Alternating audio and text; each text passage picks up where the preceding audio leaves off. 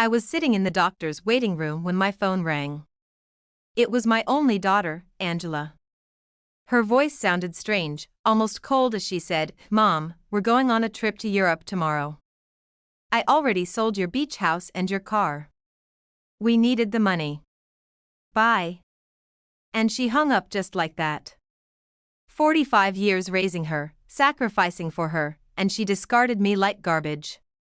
But I took a deep breath and smiled because there was something my dear daughter didn't know, and my name is Antonia Brooks. I'm 71 years old. And until that moment, I thought I knew my daughter. I had become a widow 6 months ago. My husband, Robert, had passed away from a heart attack while we were eating breakfast, just as we had done every morning for 45 years. That morning, he had served me coffee with cream and toast. As always, he had kissed my forehead and said, "Good morning, my love." Those were his last words. Since then, Angela had been more present in my life, or so I believed. She came to visit 3 times a week.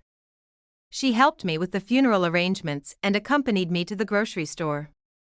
She even suggested I see a doctor for a general checkup. "Mom, you need to take better care of yourself now that you're alone," she'd say with that smile I thought was love. But now I understood was for convenience. The beach house had been our sanctuary for years. Robert and I bought it when Angela was 15 with a lot of hard work and sacrifice. Every summer we'd go there, building memories, celebrating birthdays and Christmases. Angela would bring her boyfriends and later her husband Edward. I would cook for everyone, clean, and do the laundry. It was our family tradition. I never thought she'd see it as just money, and the car, Robert's old Ford pickup truck, was something he cared for like his own child.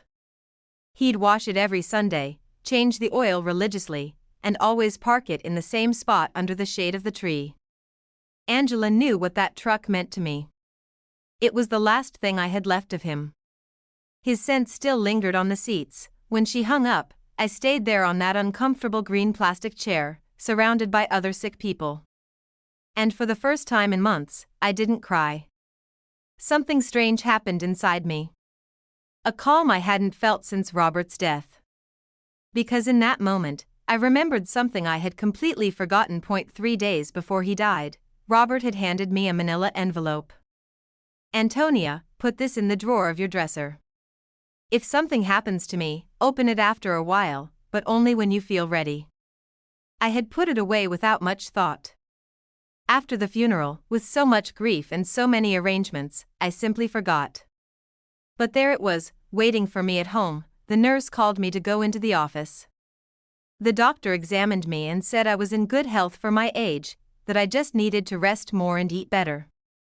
I nodded and smiled, but my mind was elsewhere. I was thinking about that envelope, about the coldness in Angela's voice, and how Edward was probably behind all of it. He had never liked me. He always saw me as a nuisance. I left the office and walked slowly to the bus stop. I no longer had a car, according to Angela. But as I waited, I couldn't help but smile. There was something poetic about all of this. My daughter thought she had left me with nothing. But what she didn't know was that Robert, my dear Robert, had always been a man who planned ahead. The bus arrived and I sat by the window. I watched the city go by. The houses, the stores, people rushing everywhere, all with their own tragedies, their own secrets. I had my own too. And I was about to discover them. When I got home, I went straight to my room. I opened the dresser drawer, and there was the manila envelope, exactly where I had left it. My hands trembled slightly as I picked it up. I could feel there were several documents inside. Robert had written my name on the front in his neat handwriting, sat on the bed we had shared for so many years and took a deep breath. It was starting to get dark outside, and the house was filling with those familiar shadows that no longer scared me. I opened the envelope slowly, as if unwrapping a birthday gift. What I found inside would change everything. There were legal documents, deeds, bank certificates, and a handwritten letter from Robert. My eyes filled with tears as I read his familiar handwriting. "My dear Antonia, if you are reading this, it means I am no longer with you. Forgive me for not telling you everything while I was alive, but I wanted to protect you from worries. Over the years, I invested our savings in properties and businesses. We don't just have the beach house. We have 6 other properties, including the apartment building where Angela and Edward live. We also have shares in 3 companies that are worth more than you can imagine. You are rich, my love. You always were rich, but now you are on paper too. My hands trembled as I looked through the documents. There were deeds to houses in different neighborhoods, a downtown condo, a small motel on the coast, and indeed the 20-story apartment building where my daughter lived. Robert had been the silent owner for the past 10 years, but had put everything in the name of a company I didn't know about. And according to the papers, I was the sole heir of that company. There were also bank statements for accounts I never knew existed with numbers that seemed unreal. Robert had been a bus driver for 40 years, but apparently he had also been a very smart investor. Every penny we saved, every sacrifice we made, he had multiplied in silence. In the letter, Robert explained that he had kept it all a secret because he didn't want me to worry about money or for Angela to know about our real financial situation. You know our daughter, Antonia. If she knew we had so much money, her attitude would change. I want her to love us for who we are, not what we have. What irony. Our daughter had left us thinking we had nothing when in reality we had everything. That night, I couldn't sleep. I walked around the house, touching the old furniture and the little knickknacks Angela had always criticized for being outdated. I looked at the family photos on the wall, especially the one where she was 5 years old, sitting on Robert's lap and laughing. Where did that sweet little girl go? When did she become so cold, so calculating? The next day, early in the morning, the phone rang. It was Angela again. Her voice sounded different, softer, but I had already learned to be wary of those shifts in tone. Mom, how are you? I wanted to tell you we already transferred the money from the house and the car. We deposited your share into your account. It's not much, but it'll help you live for a few months while you look for something smaller. My share? I asked, keeping my voice calm. Yes, Mom. We obviously weren't going to leave you with nothing. We gave you 30%. That's fair, right? We need the money for our investment in Europe. Edward has an incredible business opportunity over there. 30% of my own things. How generous. I see, honey. And when do you leave? This afternoon. Our bags are already packed. We'll be gone for at least 6 months. Maybe more if the business goes well. But don't worry, Mom. When we get back, we'll help you find a small apartment. Something that fits your needs. Fits my needs. As if she knew what my needs were. Okay, Angela, have a safe trip. Oh, Mom. I knew you'd understand. You've always been so compassionate. We love you so much. And she hung up. I stood there with the phone in my hand. And for the first time in months, I laughed. I laughed like I hadn't since Robert died. The situation was so absurd. It was comical. My daughter had robbed me, kicked me out of my own house, talked to me with unbearable condescension, and all to fund a European adventure that would probably be a disaster, but what bothered me most wasn't the money. It was the ease with which she had discarded me. 45 years of my life dedicated to her, of sacrifice, of unconditional love, and she had erased me from her life with a 2-minute phone call. That was what truly hurt. I checked my bank account online. Sure enough, they had deposited an amount that probably seemed generous to them, but to me was a mockery. They had sold the beach house for far less than it was worth, likely because they needed the cash quickly, and they had sold Robert's truck for a pittance. That afternoon, from my window, I watched Angela and Edward load their suitcases into a cab. He was carrying 2 huge suitcases. She had a very expensive-looking carry-on bag. I watched them laugh, kiss, and make plans. They looked like 2 teenagers excited for an adventure. They never looked toward my window, never said goodbye. When the cab drove away, I sat in the kitchen with a cup of tea and Robert's documents spread out on the table. I had to make some decisions. I could call a lawyer, reclaim my properties, and get back everything they had taken. But something told me there was a better way to handle this, a more educational way. I called Mr. Peterson, the lawyer who had handled Robert's affairs. He had been at the funeral, had given me his condolences, and had told me to call if I ever needed anything. Well, now I needed him. Mrs. Brooks, it's good to hear from you. How are you? I'm doing well, Mr. Peterson. I need to see you urgently.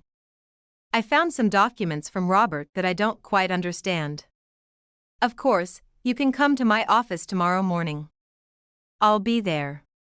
That night, for the first time in months, I slept soundly. I dreamed of Robert. He was sitting in his favorite chair reading the newspaper, just like every morning. And when he saw me, he smiled and said, "It's about time, my love. It's about time you stood up for yourself." I woke up with a strange feeling. It wasn't exactly happiness, but it wasn't the sadness I had felt for so many months either. It was something like determination. For the first time since Robert's death, I had a clear purpose. I was going to get back what was mine, but not in the way Angela expected. The next morning, I got dressed with more care than usual. I put on my wine-colored dress, the one Robert always said made me look elegant. I fixed my hair and put on a little makeup. And when I looked in the mirror, I saw a woman I hadn't seen in a long time. I saw a strong woman. Mr. Peterson's office was downtown. It was an old but elegant building with marble floors and large windows. He greeted me with a warm smile, but when I showed him the documents, his expression changed completely. "Mrs. Brooks, this is much more than I imagined." Robert was a very smart man. "Look, according to these papers, you are the owner of—" "I know, Mr. Peterson. I've already reviewed them. What I need to know is what I can do legally." Mr. Peterson explained that everything was in order, that the documents were legitimate and that I was the rightful owner of all those properties. He also confirmed something I had already suspected: the sale of the beach house was illegal because Angela had no right to sell it. "We can get the house back immediately, Mrs. Brooks, and we can also proceed with legal action against your daughter for fraud." "No, Mr. Peterson. I don't want to proceed with legal action. I want to do this another way. I want everything to remain a secret for now. Can you help me?" He looked at me with curiosity but nodded. "Of course. You are my client. What do you need?" "I need you to discreetly get the beach house back. Do whatever is necessary to nullify that fraudulent sale. And I need you to help me gain real control of all my properties, especially the building where my daughter lives." "I understand. It will be a process that takes a few weeks, but it's completely feasible." "Perfect. And Mr. Peterson, I need no one to know I am behind all of this, at least for now." When I left his office, I felt as if I had woken up from a very long dream. I walked through the downtown streets watching the people, the buildings, the life that was going on as normal. But for me, everything had changed. I had a plan. The following weeks were the strangest of my life. Officially, I was a poor widow who had been abandoned by her daughter. But in secret, I was a rich woman silently orchestrating the recovery of my assets. Mr. Peterson worked efficiently, and every few days he would call me with updates on the progress of the legal proceedings. I decided to stay in my house for the time being. It was mine after all, although Angela probably expected me to move into a single room. Every morning I would wake up, have breakfast at the same table where Robert and I had shared so many years, and then go for a walk in the neighborhood. The neighbors would greet me with that mix of pity and curiosity they reserved for recent widows. Aurora, my lifelong neighbor, came up to me one afternoon while I was watering the plants in the front yard. "Antonia, dear, is it true that Angela went to Europe and left you all alone?" "Yes, Aurora, she went with Edward. They have business plans over there." "And how are you going to live, sweetie? We all know Robert didn't leave much money." "If you only knew," I thought. "Don't worry, Aurora. I'll be fine. Do you need anything? I can bring you some food, help you with groceries. You're very kind, but I'm fine. Really? Aurora looked at me with that expression I knew well. It was the same look I had received after the funeral, compassion mixed with a little relief that it wasn't her tragedy. Well, you know where to find me if you need anything. These conversations repeated constantly: the butcher, the baker, the lady at the corner store. Everyone spoke to me with that soft tone they used with the unfortunate, and I would nod, smile, and thank them for their concern, but inside, a part of me enjoyed this performance. It was like living a double life. One Wednesday morning, Mr. Peterson called me. Mrs. Brooks, I have good news. I was able to nullify the sale of the beach house. The buyers didn't know the sale was fraudulent, so they got their money back without any problems. The house is yours again. Excellent, Mr. Peterson. And the building where Angela lives? That one is more complicated. Technically, you've always been the owner through the company, but we need to make some administrative changes so that you have direct control. That should take another 2 weeks. Perfect. Keep me informed. After hanging up, I sat in the kitchen with my coffee and thought about Angela. She had been in Europe for 3 weeks, and I hadn't heard anything from her. Not a call, not a message, not even a postcard. To her, I had ceased to exist the moment she got the money she needed, but I knew that was going to change soon. I decided to visit the beach house. I took the bus to the coast, the same route Robert and I had taken hundreds of times. The house was exactly as I remembered it, small, painted cream-colored, with a porch overlooking the ocean. The new owners had put some potted plants on the steps, but other than that, everything was the same. I sat on the curb across the street and looked at it for an hour. I remembered summer afternoons when Angela was little, running on the beach and building sandcastles. Robert grilling fish on the barbecue while I made salads in the kitchen. Angela bringing friends, then boyfriends, then Edward. All those happy moments she had reduced to a simple commercial transaction. An older gentleman came out of the house and saw me sitting there. He approached me with curiosity. Are you okay, ma'am? Yes, thank you. I'm just remembering. I knew the former owners. Yes, I knew them very well. What a shame about what happened. They told us the elderly lady was very sick and needed to sell fast. We thought it was a steal, but it turns out the sale wasn't legal. We had to give the house back. Did you know them personally? No. We did everything through intermediaries, but they told us the daughter was handling everything because the mother couldn't. What a sad situation. If you only knew how sad it really was, I thought. Well, I'm glad you didn't lose your money. Yes. Luckily, everything worked out well. Although, now we have to look for another house. We liked this one a lot. I left there with a heavy heart. It wasn't just the money that hurt. It was the ease with which Angela had lied about me. She had made up a story about my illness. She had used my supposed vulnerability to justify her actions. To her, I wasn't a person with feelings, but an obstacle that had to be removed. That night, I called Mr. Peterson again. Mr. Peterson, I need you to help me with something else. I want to get Robert's truck back, too. That will be more difficult, Mrs. Brooks. The truck was in your name, but your daughter had a power of attorney that allowed her to sell it. How is that possible? Apparently, you signed that power of attorney a few months ago after your husband's death. Don't you remember? There it was, the moment Angela had started planning all of this. I vaguely remembered signing some papers she had brought to me, telling me they were to facilitate the funeral and inheritance arrangements. I had been so overwhelmed with grief that I signed without reading. How naive I had been. I understand, Mr. Peterson. Is there any way to get it back? We can try, but it will be more complicated. We would need to prove that you signed that power of attorney under deception or coercion. Let's do it. I want to get back everything they took from me. Over the next few weeks, I developed a strange routine. In the mornings, I was the poor widow everyone knew. I would go out to buy necessities, talk to the neighbors, and keep up appearances, but in the afternoons, I became a businesswoman. I would study Robert's documents, talk to Mr. Peterson, and plan my next move. I learned things about finance I never thought I would need to know. I discovered that Robert had been much smarter than I thought.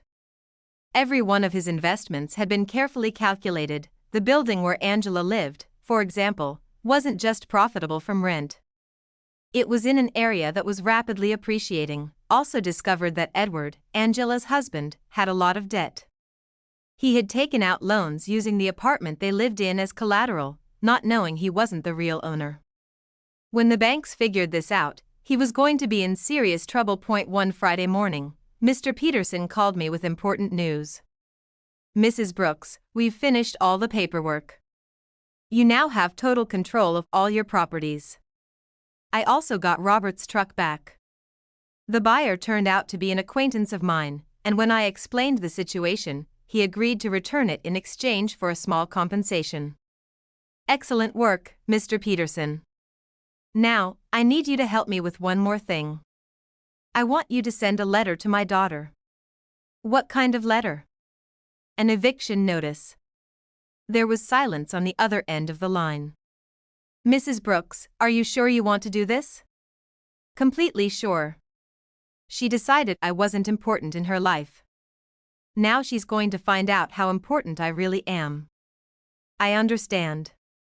Do you want me to send it to Europe?" "No. I want you to give it to her when she gets back. I have a feeling it's going to be very soon."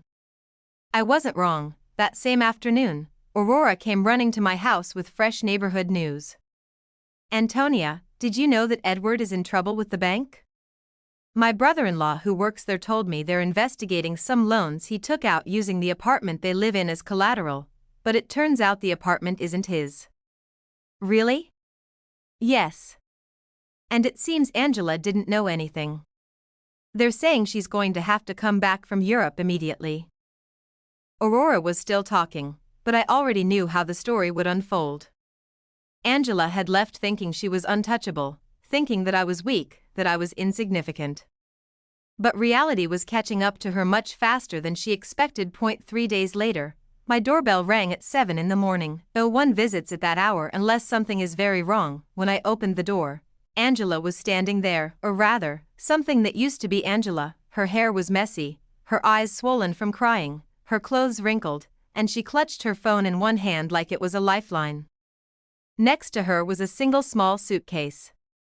Not the expensive ones she had left with, just one, half-broken, cheap suitcase. "Mom," she whispered. 1,000 memories crossed my mind. Her first day at school. Her teenage tantrums. Her wedding day. The 3 weeks during which she had ignored me. The coldness in her voice when she sold my things. The lie she told strangers about me being sick. The way she discarded me, but I stepped aside. "Come in." She entered the house like a ghost, barely touching the floor. Her shoulders trembled. For a long moment, she didn't say anything. She sat at the kitchen table, the same table where she had once eaten pancakes with Robert, where she had laughed, cried, grown up. Finally, she spoke. "Edward, he abandoned me, Mom." I said nothing. "He said the investments failed. He said he didn't know the apartment wasn't ours. The bank froze his accounts. And when things got complicated, he told me to handle it myself." Silence. "I didn't have money for a hotel. I've been sleeping at the airport for 2 nights. I didn't know where else to go." I poured her a cup of tea and placed it in front of her. She stared at it as if it were the first warm thing she had seen in days. Then she broke. She leaned forward, buried her face in her hands, and sobbed like a child. Between her sobs, she said the words I had been waiting to hear for months. "Mom. I'm sorry. I'm so sorry." I sat across from her and let her cry. I didn't touch her. I didn't hug her. Not yet. She needed to feel the weight of everything she had done. When she finally looked up, her face streaked with tears, she whispered, "Please don't throw me out. I have nowhere to go." I took a slow sip of my tea. "Angela, do you know what the worst thing you did was?" She lowered her eyes. You didn't ask me for help, I said. You didn't talk to me. You didn't trust me. You treated me like I was a burden. Like I didn't matter. Her lips trembled. I know, she whispered. I stood up and opened a drawer. From inside, I took out the envelope Robert had left me, the one that had changed everything. I placed it in front of her. She looked confused, then opened it, and she froze. Her eyes widened. Her hands shook. Her breath caught in her throat, because inside that envelope were the deeds to multiple properties, the bank statements, the company ownership papers, the confirmation that the entire apartment building she lived in belonged to me, and Robert's handwritten letter. She read the letter all the way through. By the time she finished, she was pale. Mom, you're rich? Yes. And you knew everything I did, and you said nothing? Yes. She swallowed hard. Why didn't you tell me? Because, I said softly, you needed to show me who you really are. She burst into tears again. I didn't mean to hurt you, but you did, I interrupted. Deeply. She covered her face again. I continued, you sold the beach house. You sold your father's truck. You lied about me being sick. You discarded me because you thought I had nothing to offer you. No. Mom, that's not. Angela, look at me. She looked up. Everything you sold is mine again. Legally. The house, the truck, the properties. All of it. Her mouth fell open. What are you going to do with me? I looked at her long and hard. She held her breath, and then I said, you will stay here. In this house. With me. You will sleep in your old room. You will find a job. You will learn to be responsible. And you will rebuild what you broke. She nodded rapidly, tears still falling. Thank you, Mom, thank you. I won't disappoint you again. I stood up and placed a hand gently on her shoulder, the first gesture of warmth I had given her since she returned. You have 1 year, I said, 1 year to become a better person. Angela sobbed and nodded again and again. That night, she slept in her childhood bed, and I sat in the living room, holding Robert's letter. For the first time in a long time, I didn't feel alone. Robert had always known our daughter would have to learn something the hard way. He just hadn't known I would be the one to teach it. I looked toward Angela's closed door and whispered, it's about time, my love. It's about time.